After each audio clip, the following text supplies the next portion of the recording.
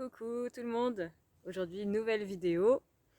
J'en avais déjà fait une sur des méthodes d'écriture et ben là, je vous en propose de nouvelles méthodes d'écriture. Vous savez que c'est quelque chose que j'affectionne beaucoup, qui fait partie de mon quotidien. Et je sais que des personnes aimeraient plus écrire, mais ne savent pas trop comment s'y prendre, ont peur de mal écrire ou bon, que sais-je encore. Mais figurez-vous qu'il y a des techniques qui permettent de justement de se décomplexer par rapport à ça. Et quand on écrit à des fins, je vais dire de développement personnel, même si c'est des fois juste pour faire le point de là où on en est et d'avancer, eh bien voilà, c'est des techniques qui permettent de faire ça sans trop se prendre la tête sur le résultat, hein. C'est le processus qui compte, n'oubliez pas. Alors, cette fois-ci, c'est pareil, vous aurez besoin, comme la dernière fois, de quoi noter. Alors moi, j'ai toujours mon petit cahier. Je vous rappelle que c'est bien qu'il soit mignon quand même, parce que c'est une invitation à y revenir, ça aussi, ça fait plaisir d'avoir de beaux cahiers. Cette fois-ci, je vais vous proposer pour le fond, enfin pour le visuel, de choisir des plantes. Alors là, j'ai la chance d'être dans une forêt où il y a des fougères et des petites graminées. Je vais utiliser ça. J'ai ma boîte de pastels. Les miennes sont sèches. Et puis aussi un stylo, votre préféré. Bon, moi, je vous avoue que c'est celui que j'avais dans mon sac à dos. Donc, ma première étape, ça va être... je vais utiliser deux couleurs. Donc, je vais placer ma feuille sous ma feuille de plante de fougère sous la feuille de papier. Et comme quand on était enfant, faire le principe de l'empreinte. C'est parti, vous ne voyez pas, mais vous aurez le résultat.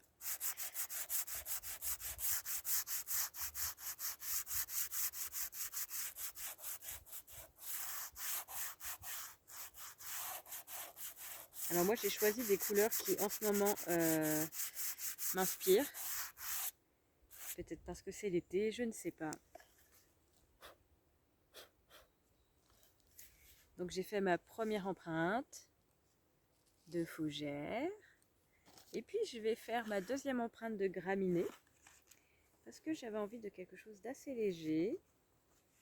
Et je vais utiliser un vert pomme parce que je trouve que jaune et vert pomme ça va bien ensemble. Ah, bah j'ai cassé ma pastel.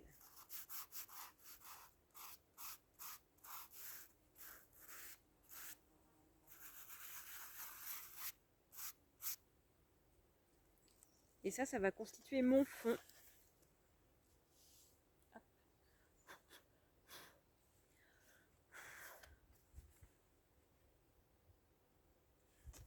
Déjà, ça donne envie d'écrire quand même. Et maintenant, c'est le moment de l'écriture. Alors, malgré, c'est étonnant d'ailleurs, parce que la chose sur laquelle j'ai envie d'écrire ne va pas du tout avec ces couleurs-là. Mais voilà, j'avais vraiment envie d'utiliser ces couleurs. Oh, bah, au moment où le soleil se cache derrière un nuage, moi j'ai envie d'écrire sur quelque chose qui m'a pesé là ces derniers jours, pas plus tard qu'hier en fait, hier soir. Donc c'est quelque chose qui m'a mis en colère. Et il y a aussi des techniques d'écriture qui peuvent permettre de lâcher cette colère, mais pas de la lâcher sur quelqu'un. Et donc une des techniques, c'est d'écrire sur une ligne et de réécrire sur la même ligne et de réécrire sur la même ligne et de réécrire sur la même ligne. Donc en fait, vous utilisez une seule ligne de papier. À la fin, évidemment, ça devient illisible. Vous ne pouvez pas relire puisque ça va faire un gros pâté tout noir.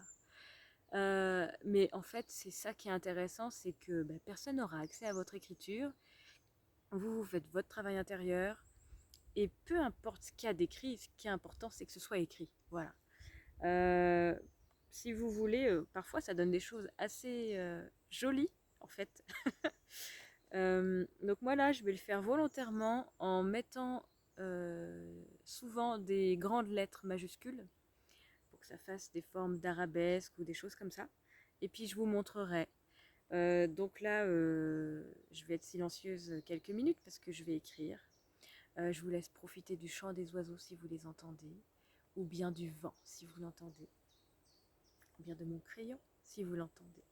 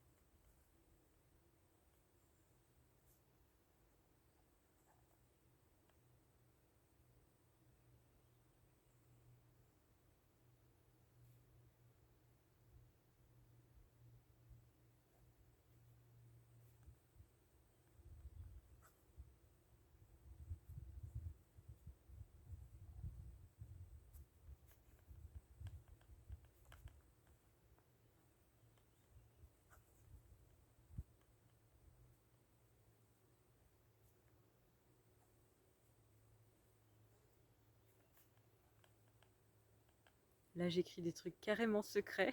Vous savez quoi? Ça fait du bien.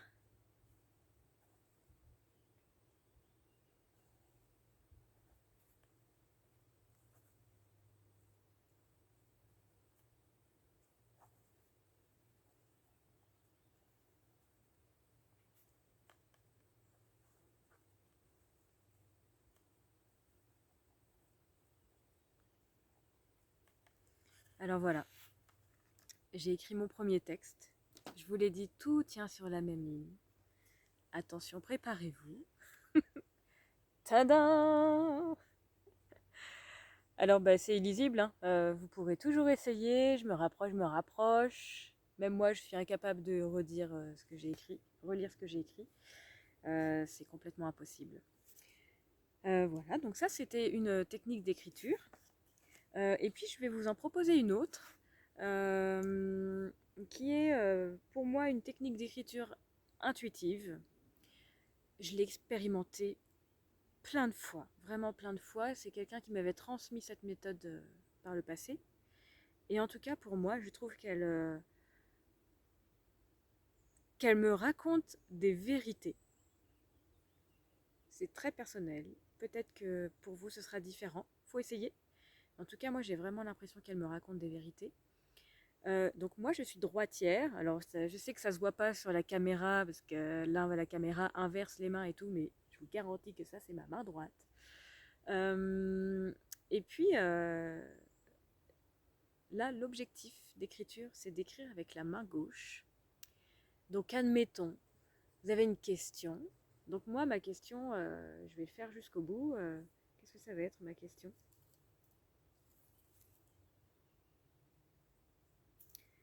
Alors, je ne sais pas si ça va marcher, parce que là, j'ai pas de vraies questions prégnantes pour moi. Il faudrait bien quand même, pour l'exemple. Euh,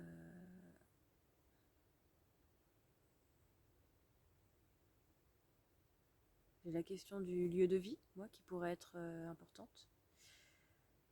Bah, si, j'ai une question. Moi, ça va être, ma question, c'est euh, où aller, géographiquement, pour pouvoir nourrir mon besoin de mouvement intérieur, parce qu'en fait, j'ai quand même besoin de mouvement plus intérieur qu'extérieur, je crois, même si je bouge beaucoup géographiquement. Je vais poser cette question-là, et en fait, quand on écrit de la main gauche, bah, les hémisphères sont inversés en fait, hein. Moi, je suis droitière, donc c'est mon hémisphère gauche qui d'habitude répond à la question, enfin, dirige l'écriture, on va dire, dirige l'écriture. Et là, c'est l'inverse qui va se passer. Je vais écrire de la main gauche. Donc évidemment, ça va être moche. Parce que je suis droitière et non gauchère. Par contre, eh ben, j'ai l'impression que quand j'écris de la main gauche, c'est quelqu'un d'autre qui répond. Enfin, c'est pas les réponses que j'aurais pu formuler classiquement. Je me suis déjà vue m'engueuler moi-même en écrivant de la main gauche. Donc c'était étonnant. Et donc peut-être que pour lancer l'écriture, moi, ma question, non, ça va être comment faire, pas où aller, mais comment faire pour honorer mon besoin de mouvement intérieur. Je commence la phrase par ma question. Pour honorer ton besoin. Vous voyez, c'est déjà pas moi qui écris. Ça, c'est venu tout seul au lieu d'écrire mon de mouvement intérieur. Là encore, je vais prendre quelques minutes. Je vais le faire rapidement parce que sinon la vidéo va être très longue. L'idée, c'est de se connecter à sa question, d'être dans un environnement calme et qui vous inspire, complètement apaisé, avec le mental apaisé aussi. Donc voilà, je prends quelques minutes.